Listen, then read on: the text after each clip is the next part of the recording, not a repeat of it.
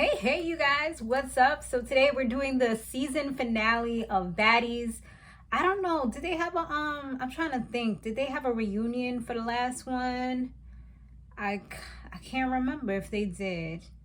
But if they have a reunion, then we'll be watching. I probably won't do a recap of the reunion unless it's crazy, which it probably would be crazy if they were to have one. Did they have one last time? Let me know. I didn't review Baddies last season, even though I did watch it. I remember Jocelyn's show, their reunion was a whole crap show that they didn't even get to finish. So I don't know. Zeus, they don't be doing too good with their reunions. It's not coordinated well, and they're not able to, like, I don't want to say tame the people, but they're not able to kind of coordinate everything properly and keep everyone kind of like in check or whatever, so that they can actually get through the finales, like how Basketball Wives and other shows like Love and Hip Hop, even though they be having craziness, they still are able to come together to finish a segment, you know? But anyways, but then again, they had some times where they had to put them in different rooms, but they still did it. They just had them in different rooms. I remember, especially when Jocelyn was a part of Love and Hip Hop back in the days. But I digress. Let's talk about the finale. I mean, honestly and truly, it's not too much to talk about. Jayla, she got naked, jumped in the pool, showed us all her stuff. I guess she wanted to make sure we saw everything that she was working with for the finale. You know what I'm saying? And what's her name came back. They played like a little prank on the girls. Jayla, she's like, oh my God, somebody's stealing the buzz. And then, poof, the person that was stealing the buzz was actually Chrishan. So, you know, it was nice for all of them to be together for the last episode, just kind of coming together and stuff, and being able to go to that club to do their performances and stuff like that. Speaking of performances, so like I said, some of the girls did do performances. Like Rolly did one, Ann did one, and Chrishan did one. Honestly, my son made me hear some of Chrishan's music like last month, and I was like, oh it was not good. It was catchy, but it wasn't good. It was that it's a vibe. Like, that's, I just keep on hearing her voice, like her nasally voice saying something about it's a vibe over and over again. Like, that's all I could remember from the whole entire song. This one seemed okay, this song. It kind of was giving me like XXXTentacion vibes. Like, you know how they do like those dark lyrics? It's relatable for some people, but it's just so dark and depressing. So I personally try my best not to listen to too many of those songs, unless maybe if I got something going on, then it can possibly at least allow me to relate. But for the most part, I don't like really listening to those types of songs because they kind of like drag me down since I'm an empath. But yeah, I mean, the girls, they did their thing. They performed. Jayla gave Scotty an outfit to wear to the club, which was pretty cool. And she just ended up like wearing one of her other original things. So I guess she has her own like boutique, and that was kind of like a good way for her to say the name of it, or have Scotty say the name of it, and do some marketing, you know? So I mean, that was pretty genius. Kind of like how they do product placements, pretty much the same thing. Make sure you say your brand, make sure you say your business, because people are watching, especially a show episode like this. I wouldn't be surprised if they planned it. You know, she cut off a few of the strings that was like coming out or whatever, and the girl was good to go. Scotty, I mean, Scotty in the beginning, she was kind of acting like she was the reason that everybody was good now, because she's all like, you know, she was acting like her presence was what made everybody happy and stop fighting. Cause she's like, when I came in, you know, it was everybody against Ann, but now everybody's doing their thing, getting their money. Like, no, y'all was just fighting two episodes ago. Like, don't gas yourself, sweetheart. You know.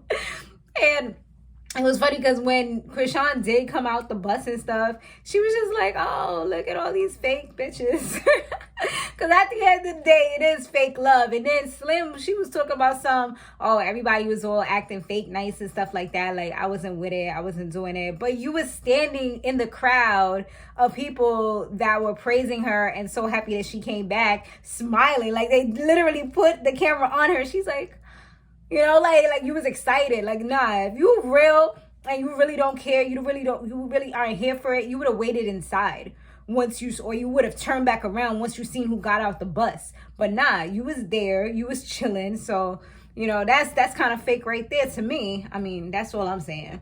But anyway, so And when she was on the bus twerking and doing all her things, she ended up ripping her clothes. But luckily, she didn't care. And it wasn't too bad. Like, the way she made it sounded like it was bad. But it was, like, on the sides. I mean, it could tell that it's cheap fabric. Or, you know, maybe it wasn't... well, I don't know how much it costs. Probably from Fashion Nova or one of them places. But even though those places is well known, they're overseas. And a lot of them, they're not constructed well. The only reason why they're so well known, and trust me, because I worked in marketing and I was an influencer for about 12 years. So the only reason why they're so well known is because they've paid so many influencers as well as celebrities in order to wear their brand. They've paid them millions of dollars to put their name in songs, to put them in shows, put them in different places, put their ads up. They've paid this money. So it's not like a lot of these celebrities, oh yes, I love it, but you got to take that at face value, because at the end of the day, they got paid bank.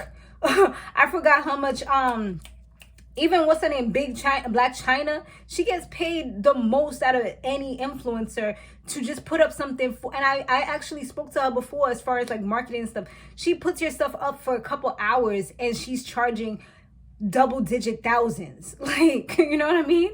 And that was several years ago when I actually spoke to her about some marketing stuff. So I could only imagine now that, and I saw it on, I think it was like the Shade Room, that she's the highest paid one right now, supposedly. I mean, I'm pretty sure they don't know everybody's income, but probably the ones that put it out there. So anyways, when they was at the club, of course, Blueface had to make sure he showed himself for the last performance where the girl he managing / girlfriend now officially was performing. So, you know, he had to make sure he's up in there. You know, she made a little speech about how she, and this was in the little part where you talk by yourself. She was saying how she doesn't really have control over her stuff because of somebody else. No, you probably didn't read contracts and you allowed people to manipulate you. You just signed away your life and now you have to deal with the consequences, unfortunately. And that's what happens with a lot of people. They get so caught up either by love or by fame and they don't go through the proper avenues, or maybe perhaps they just want it right now. And they don't have the money to get the resources to check these contracts and see what it really says. Because things can say something, but the way that it's worded, it can mean something else. I just had to look up something with a contract I was about to sign last week because I'm like, wait, hold on. I don't have money to get a lawyer just for this because it's not that serious. But I want to make sure that I'm not signing something that is saying, you know, so I had to make sure I looked it up, and then I found out that it was something that would have been ridiculous. So I had to like put my initials and put opting out of that, you know? So yeah, you definitely have to be careful with what you sign. I mean, nowadays, I know with social media, they be having these long agreements and we just sign because we like, yo, I just want to be on Instagram. But we've given away so many of our rights. And if anything were to happen, a lot of times we cannot sue because we just checked agree and it's attached to our names, you know? That's also a binding contract. But anyway, so yeah, I mean, like I said, they did their thing. And I mean, the last thing that happened was that Sydney Starr, she tried to run up on them real quick, you know, make an appearance for the last episode, doing the most. And she got escorted out, taken away, almost handcuffed, but I seen they released it. And yeah, escorted out. Like, she didn't even get in their breathing space, you know what I mean? Because security and the police was on it. So at least that's what's up. They didn't have to deal with it for the last night. But that's pretty much the episode, y'all. Let me know what y'all thought. I'll see you guys on the next one. Later.